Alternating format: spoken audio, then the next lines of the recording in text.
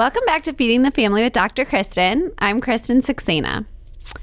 Mealtimes are when family happens, which is why I'm so excited for today's episode. Joining me today is my husband, Shikhar, and he has been my buddy for family mealtimes for the last 15 years of our marriage.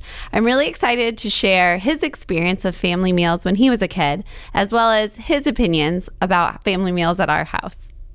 Welcome to Feeding the Family with Dr. Kristin, where we help you navigate the challenges of feeding your family and learn about the role food plays in our health and relationships. Feeding and food relationships can be stressful, confusing, and even destructive. I'm Kristin Saxena, a pediatrician and mother of 4 who's been researching and sharing what I've learned about feeding for over 10 years. In this podcast, I'll share my experience and expertise to help our kids and ourselves with everyday survival tips for real parents. This podcast is about progress, not perfection. So let's get started. I'm here today with my husband, Shikhar Saxena. Thanks for coming. Thanks for having me. So this is a little bit different. We talk all the time, but I was really excited to have you on the show today and just wanted to talk a little bit about family meals, how they are at our house, and sort of what they've meant to you throughout your life. Yeah, that's great. I'm really excited to talk about it. First, I want to do a little introduction. Obviously, I know you super well, and so it's really difficult actually for me to introduce you because it's hard to know even where to start. But you were born actually in Nigeria. Your parents originally from India, but you moved to Omaha when you were 3 years old and went to school, grew up there. We met in high school, right? That's a great story too. We met at the academic decathlon. He went to the all... Big nerd scores. Yeah. Big nerd story. Yeah, probably the nerdiest meeting story ever. So he went to the all boys school. I went to the all girls school. And we met during the speech competition. And really the rest is history. And then, you went to college. We went to medical school together. Got married right after medical school.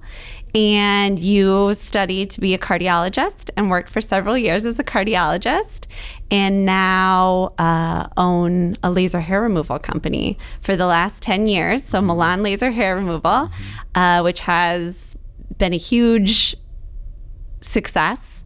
The company that you've grown over the last several years.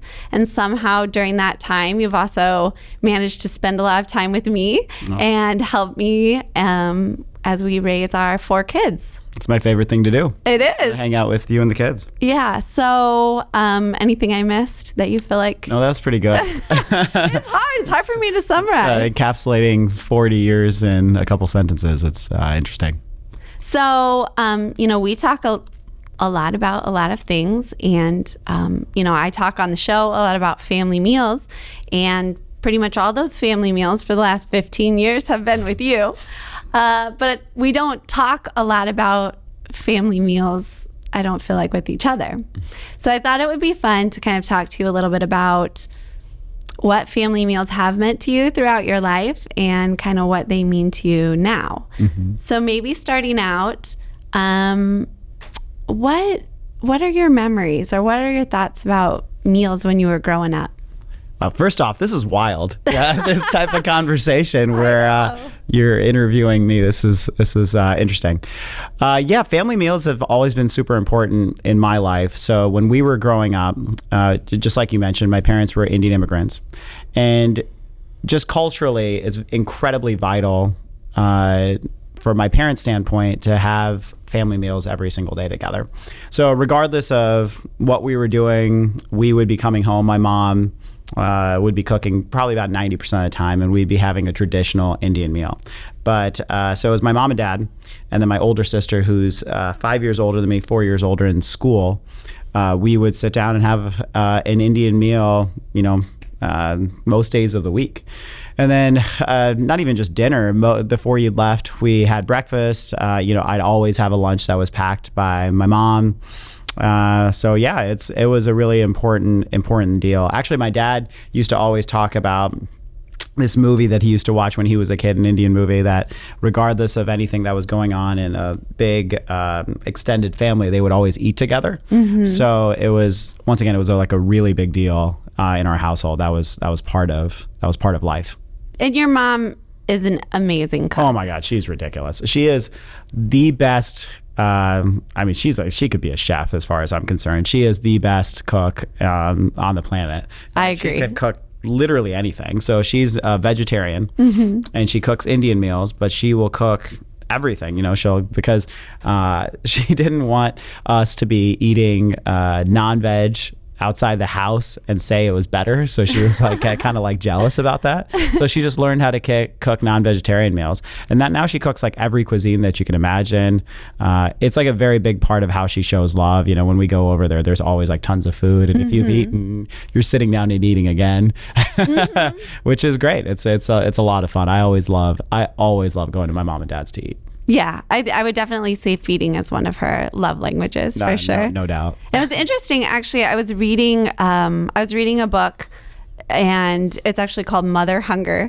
But I was reading part of it, and they were talking about this sort of association between like our feelings of love and attachment to our parents and feeding. And I thought one thing that they brought up is even as a newborn baby, your first experiences of like loving and attaching to another human being are mostly in being fed. And so I just thought that was kind of interesting as you sort of talk about this. Sometimes we laugh about it like, oh, feeding's your love language. But it really is true, just thinking about the way that like people are wired. Like, I just thought that was a really interesting comment that I'd never really thought about. But it's like, yeah, from like day one, you already start to associate family and that sort of sense of attachment with being fed. Yeah, that's really interesting. I was just reflecting on my own life when you were saying that. When you and I used to date, and I used to miss curfew, and that wasn't ideal from my parents yelling at me. It would be bad. But after they got done yelling at me, my mom would always ask me, even if I came home at like 1 o'clock at night, my mom would be like, "Hey, did you eat?" And I was like, "Yeah, but I can eat more." And then she would make me like an omelet or something, even at 1 a.m. And she was like so mad at me because, I was being a jackass or something like that. Well, I remember looking back to that time too. I remember obviously you would eat at home because the family meals were very important. And I think you knew like it would not be cool to skip mom's dinner, but you would eat again with me either at my house or we'd go out. And so, well, when you're like, we started dating when I was 17 to 18, Yeah. And I was hungry. Totally. So I would eat a full meal at obviously mom and dad's at like 6 o'clock, and I'd show up at your house at like 7:30, and you guys would be sitting down and be like, "Yeah, what are we having?" I'll take a plate. That sounds great. Totally. Well, yeah. I mean, I guess it works because at that age you definitely have the appetite to just have another meal. But well, so then also like kind of just to backtrack a little bit, but I thought a little bit about this too, is that I think it bears to mention like when you were young, your dad was working quite a bit. I think, they were both physicians when they had moved here, and your dad had taken a job teaching and was working quite a bit. And your mom actually had to repeat her residency, correct? Yeah, both of them did. So my parents were physicians in India, and then moving to Nigeria. When we moved there for a short period of time, they were practicing physicians there. When my parents moved here, you look back and you just, as a kid, you don't realize how hard it must have been. And now with us having 4 kids and working, and you realize how much they actually did and how much they were able to just accomplish in their lives, not only from like a professional standpoint, but really building a really strong nuclear family. So in terms of my dad, he would go to teach, and he would be working a lot. And then my dad started teaching anatomy, and then he wanted to practice again. So he redid his residency at 40. By the way, that sounds absolutely horrible. I couldn't imagine doing residency again. That would be brutal. I couldn't. I'd probably just be like, I'm good. I think I'm good. But yeah, my mom would be working a lot too. She had to redo her residency to get training and stuff like that. But yeah, just from a family standpoint, they would we'd still always eat together every single day. That's amazing. Yeah. It was pretty incredible. I mean, they would be on call. I very vividly remember my mom being on call, having to spend the night in the hospital, and then coming the next day, and then, she must have worked like 40 hours straight, and then like cooking for all of us, and then we'd be eating. And it was cool because my dad's a really good cook too. He has these like specific dishes that are amazing. Egg curry. Oh my God, his egg curry is, like I said, his egg curry. My mom's, I think, the best cook, but my dad's egg curry is probably the best. But no, my dad would, like when my mom was on call, my dad would be cooking for us, and then we'd always drop off food to the hospital, because it was, an Indian meal. So he'd be always dropping off. It's, think about that. I haven't thought about that in a long time. So it's really sweet to even think about. Well, and I think you'd never really mentioned that story of them dropping off the food, but I think you're right. Like, they always did that for each other. They would always do that. That was really good. That's really sweet, actually. But I think now looking back, at the time, it was probably like, oh, well, this is the food that mom likes to eat, and that's why we're dropping it off. But I think now looking back, it's so much more than that, right? It's like, I can't be there, but you're still making me a part of this. It's pretty amazing. Yeah, that's that. Now you're making me emotional. I didn't know it was going to go down this avenue. It's just like there's nothing good to eat here. Well, hospital food has changed over the years, so yeah, that food back in the day was probably terrible. Right, that's true. So one last thing, kind of while we're talking about the family meals of your childhood, like if you had to close your eyes, what are the parts that you remember the most? I always think that's funny because for me, it's not really the food. It's a lot more like I can imagine exactly where I sat at the table and exactly what the tablecloth felt like and just the experience of sitting there almost. I can remember the food. Yeah. So like, what is it? What's like the memory? Like if you had to describe, like just imagine yourself sitting at dinner as a kid, 5, 6 years old, something like that. What's going on? So we had a small 4-person table that I remember that got upgraded to this massive dining table, and we had like a dining set, and that was a really big deal for us. We had like a dining set with a hutch, that was a big deal. But before that, we had this 4-person table that I can't remember where I sat. Like you have a very specific spot that you sat on. I honestly can't remember. I mean, I guess if I really think back, I can remember like one or two times where I sat, but I don't remember. But I remember my mom always cooking, and then it would be set up. It was obviously set up family style, so it would just be in the middle of this square table, and then we would just serve and just eat. And actually, quite frankly, a lot of times it would be, my mom is like a very, she loves to feed. She loves to like just feed the family, and she hates it when the food isn't hot and when she's serving it. So a lot of times there's like these 2 Indian breads that I really love. One is a bread called puri. It's spelled, P-U-R-I or P-O-O-R-I, depending on phonetically how you want to spell it.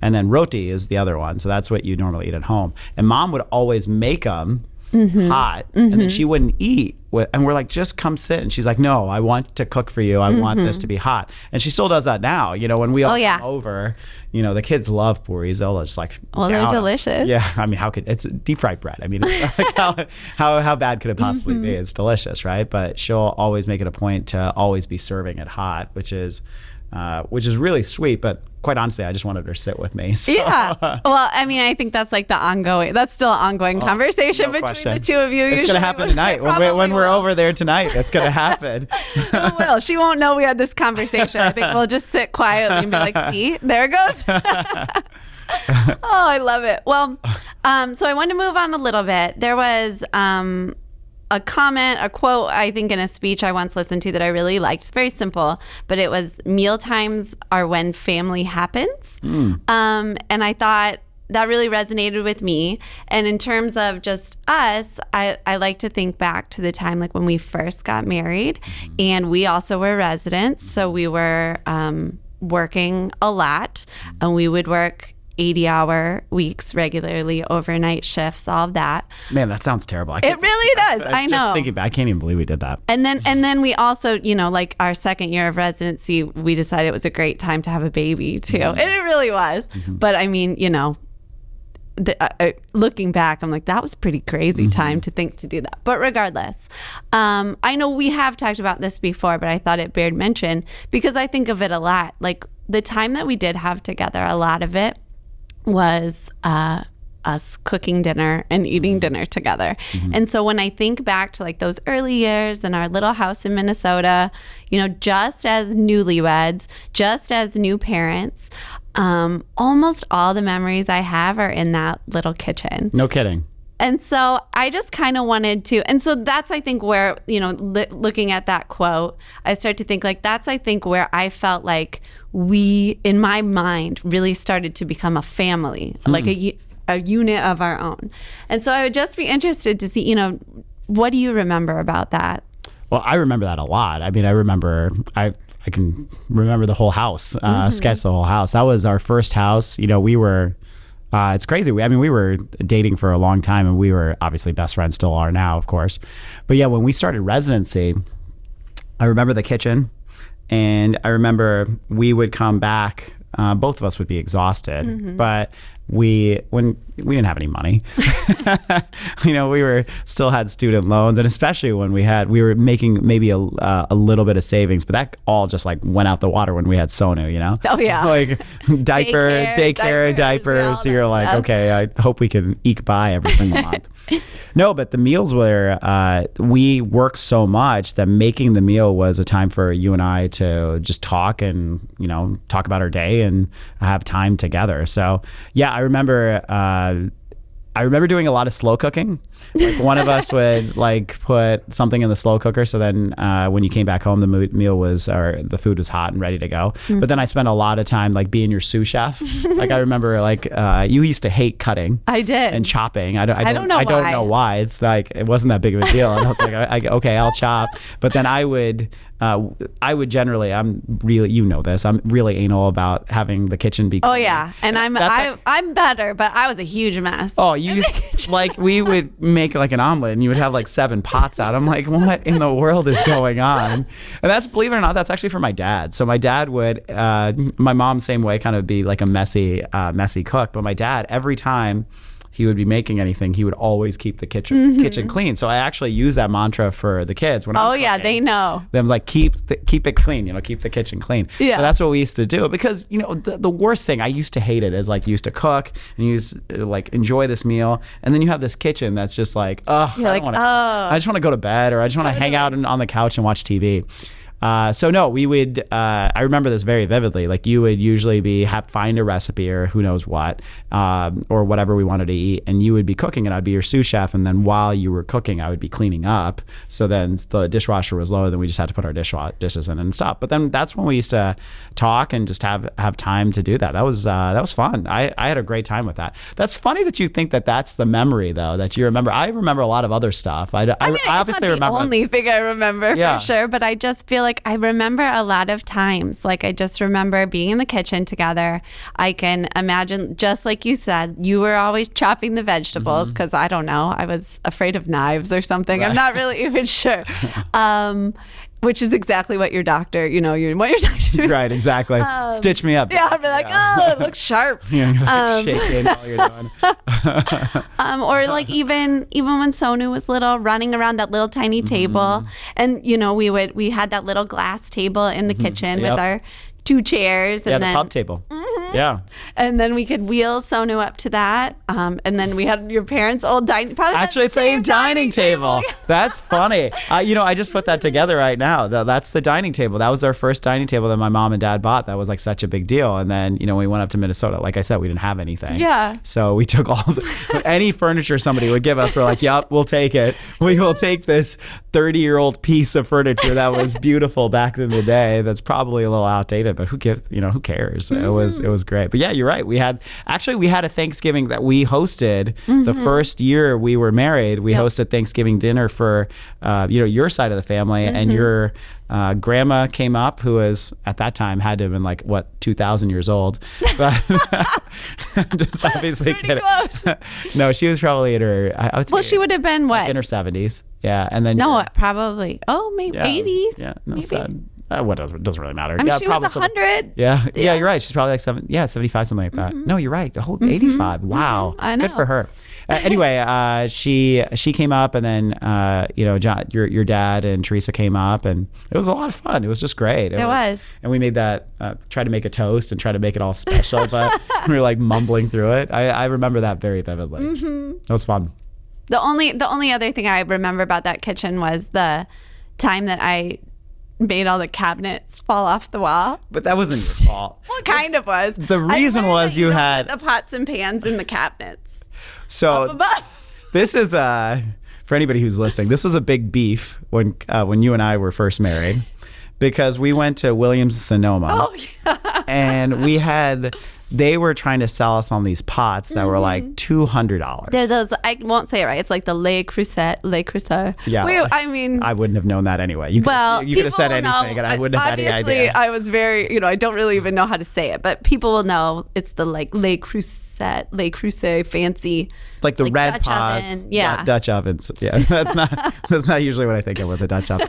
But anyway, we bought these pots and pans that were like expensive. And I was like, do we really need this? And you're like, oh yeah, these are going to be the bomb. We need to get. The lady at Williams-Sonoma said that these will be a family heirloom. Family heirloom. She's just like, these are things that you will pass down from generation to generation. And I'm like, these pots, are you crazy? I was so impressionable. But those cabinets, those pots were so heavy.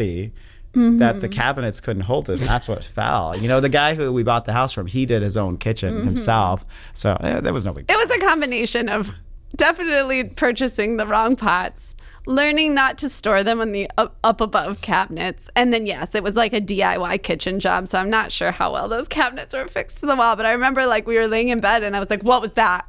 And you're like, nothing. Then I was like, I'm too tired, I'm not gonna, we're not going down. Just like, deal with it tomorrow. Yeah, and then we wake up in the morning and the cabinets are like all down back on the counter, everything's broken inside. It was kind of a disaster. Yeah, it's no big deal. It happens. But we can laugh about it now. Yeah, it happens. You're right. It was pretty stressful that time. You're at like, the come time, on. it was like, everything's broken. Yeah. We don't have the time or money to fix this. But whatever. Just goes to show you. Time heals all things. Okay, so I did want to move on a little bit just to talk to you about what family meals are like for you now. Because obviously it's been years and years since our little time in Minnesota. And that's something I talk about and think about quite a bit. And no kidding, really? Yeah. I know. I don't know if you know this, but it's kind of like I'm into it. So I think we probably, a little more thought is maybe specifically given to it in our household than some other people that maybe aren't as obsessed as me. But I talk a lot about what it means to me. But I'd be super interested to hear kind of what it means to you or what your experience is. Yeah, obviously it means the world to me. I think you know this. I feel very strongly about it as well. Ever since we were first married, we made it a point to always eat together, and it's been like that forever. Even if it was just you and I, we would always be eating together, but especially with the kids. Now it's, family meals have evolved over time. When the kids are little, you're like trying to eat while feeding them. And the kids our kids, this, are just 2 years apart. So there was always like a little guy or a little girl in our high chair. So you'd be like feeding while you're trying to eat and then have a discussion. But we always made it a point to do that. So, and now I've really loved having the breakfast together. The dinners are awesome. The dinners, just, having that circular table that all six of us sit on, and every day without fail, we're going to be eating collectively together, which is great because people talk about their day and it's just fun. Very relaxed, which is great. But the breakfast that we implemented, a few years back has been awesome. So, the kids get up early. They start school at 8 o'clock. And we live a ways away from school. So, having time to eat every morning breakfast when we eat together at 7 a.m. every morning is awesome. It's really nice. So even if it's only like 15 minutes, but it's just really nice to be like, hey, what's going on today? Yada, yada, yada. And then send them off, or, if you and I drop them off together or whatever the case may be. But it's always, I look at them fondly. Absolutely. Well, I love that you brought up the breakfast for a couple of reasons. Because number one, in the conversations we've had about family meals on the show, a lot of times we talk about, or like the one that's most talked about is dinner. But the point being that it doesn't have to be dinner. And I think, we of all people know that you can have crazy work schedules and you can have lifestyles that maybe dinner time isn't the best time. And it doesn't really matter when the family meal happens. And sometimes, like you said, your favorite one is breakfast time anyway. And I love to bring that up too, because family meals for some people, I think, feel like something that it's like too hard. Like it's like we just can't manage that with our schedules or whatever. And I feel like the family breakfast was 100% your idea. And I actually feel like we weren't doing it because, to me at least, I was like, well, that doesn't seem manageable. Like we're just rushing out the door, right? But Totally. You just wake up 15 minutes earlier and all of a sudden you can do it. Well, and that's what you said. It was like, and actually it's made the process of getting out the door when everyone has to be at the table or supposed to be at the table by 7, and we're supposed to be kind of getting out the door at 7:15. We actually have more success of getting out on time. And then I think, like you said, like it's added this whole element to life that I was like, it didn't even occur to me that it was really a possibility. And now you're exactly right. I feel like what a great way to start the day. It's great. It's fun to see the kids. Can I go on a tangent just for a second? Anytime. All right. So you know what I was thinking about that I haven't thought about in a while? So the meals were so important to me that when we first started out the company, back in the day, in 2012, and we started our first corporate office in 2000 and it's probably 15. It was a breezeway next to our second location, literally a breezeway, and there was only 6 employees there. And it was just a small little space. You could hear a pin drop, and it wasn't the greatest working environment. I loved it because it's always fun to think back about that. And you were really in the trenches with these people. You were spending all the time, and you got pretty close. One of the things I wanted to do was have a long table that we would eat lunch together. And I remember this you remember that show Flipping Out with that guy who? Oh yeah, but he's always angry. That guy? Yeah, he's got some positive qualities. Maybe I'm thinking of the wrong show. No, you were thinking of Flipping Out. You're thinking of the right. You're thinking of the right show. It's very entertaining. But he did that. I saw him watch like with his staff. His staff they used to work in the house, and we actually talked about whether or not we should rent a house, and that would be our corporate office when we were first starting out. Yeah. And one of the reasons was that we would all eat together. Now that never came to fruition, but I remember thinking how important that would be if we could do that. So it was just interesting. And that's like, subconsciously maybe, or even consciously, like meals are that important to me, not only from like a communal relationship from a family standpoint, but like building relationships in any sort of sense. That was, even in work, that was going to be important. Now the company's, large, and there's no table that big. No table that big, and people are eating at different times, and some people do, intermittent fasting, yada yada yada. So you're not able to do. It's not always. It's challenging to get that done, but it's. I thought that was it kind of interesting that I haven't thought of in years, and it just kind of spurred this on right now. Well, I actually did never realize that was something that you had considered way back when, but I think it is interesting because what I do know is like from Milan and in you running it, it's from day one and to this day been super important that you maintain this culture. And so to me, like as I hear that, I feel like that's maybe subconsciously even has been part of that like really strong impetus to say like, I want this kind of culture. And I think it talks about like, we call them family meals, but you can be a member of several families, and families are kind of how you define it. And I think you of all people know you kind of have also a work family. And I think all those benefits in terms of relationships and communication, and a lot of the benefits that you even see from family meals, I assume those would translate at least to some degree to the kind of, meals that you dreamed of having in your original corporate office. And now even going one step further, now we have an executive meeting every Wednesday that we all eat together. I'm honestly just like connecting the dots as we're talking here, but that's it's like I don't know, it's just a bonding type experience. It's really interesting.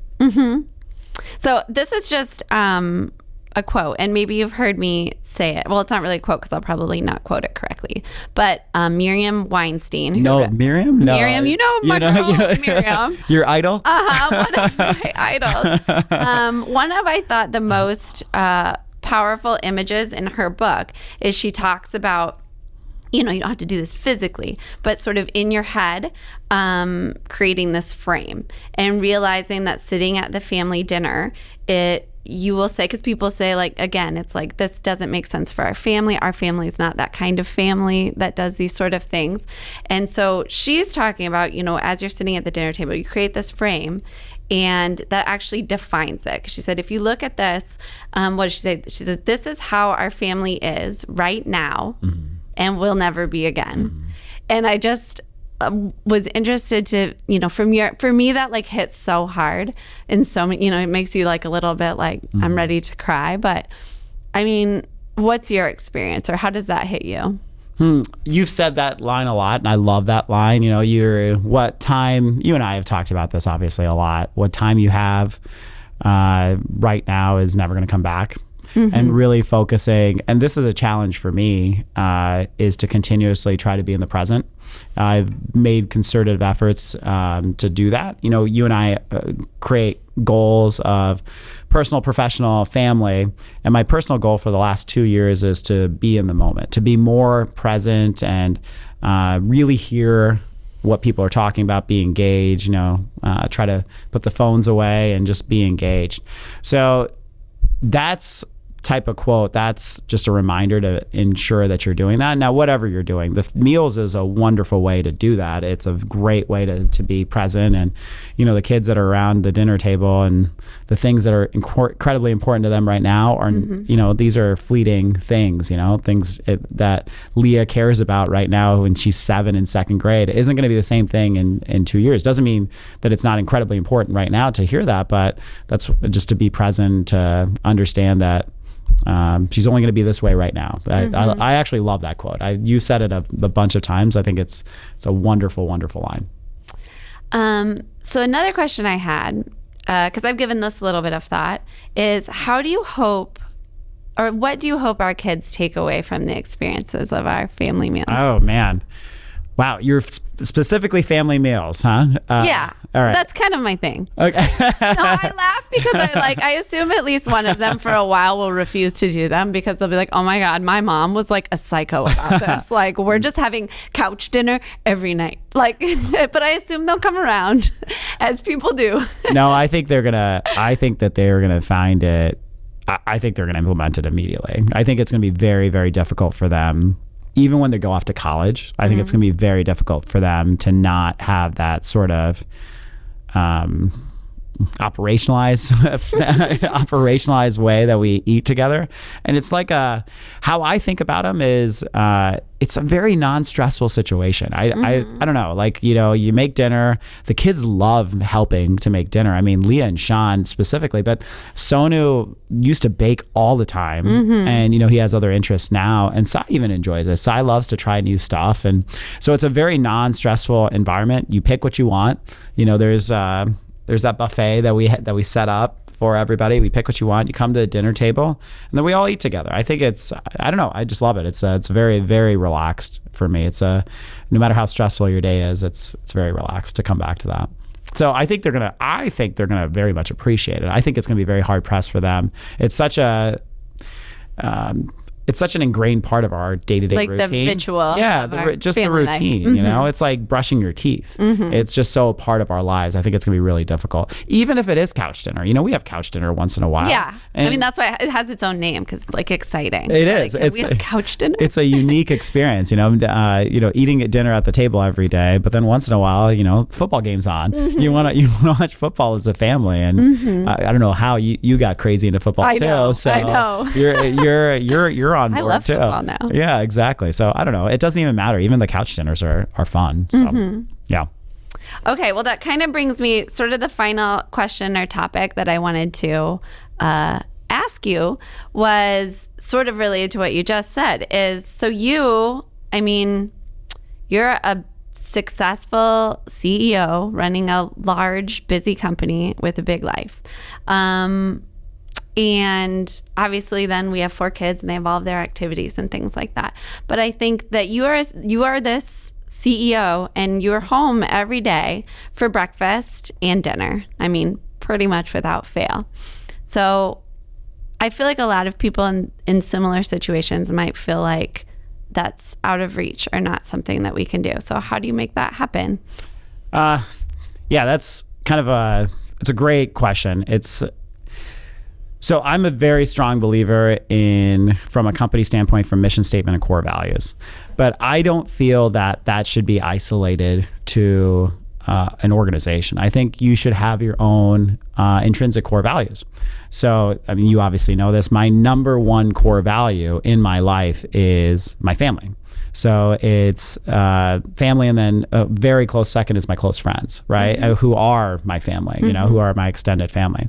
But my immediate family, you obviously, we obviously have a very strong marriage, and then the kids. That is my number one responsibility. And if I look back at my life, even if I become the most successful business owner in the world, and I didn't have the strongest family life, I would have considered myself a failure. So I consider my success to be how my kids know that how much they're loved by me, and how much my wife knows that how much she's loved by me.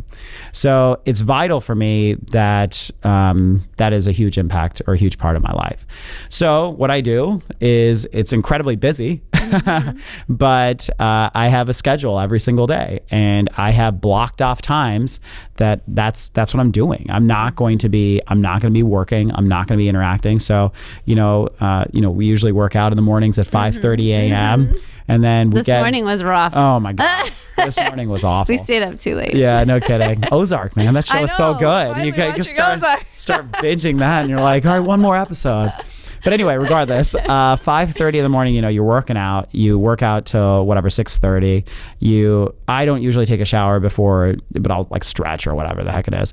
And then we'll have breakfast at 7 a.m. at there. That block of time until the kids go to school. And then a lot of times you and I will drop the kids off together, which is more time for us to spend all collectively together. So that time until about 8:15, that is protected time. I'll look at because I'm crazy, I'll look at my email, but I'll be like, okay, I need to take care of this later on, and I'll put it on my things to do list for the day. I'm a very big believer, by the way, in a things to do list every single day, and being incredibly organized. I honestly don't know how I would do it without a calendar and making sure that my schedule's blocked and a things to do to ensure that I'm accomplishing what I need to do for the day. I don't know how I would do that.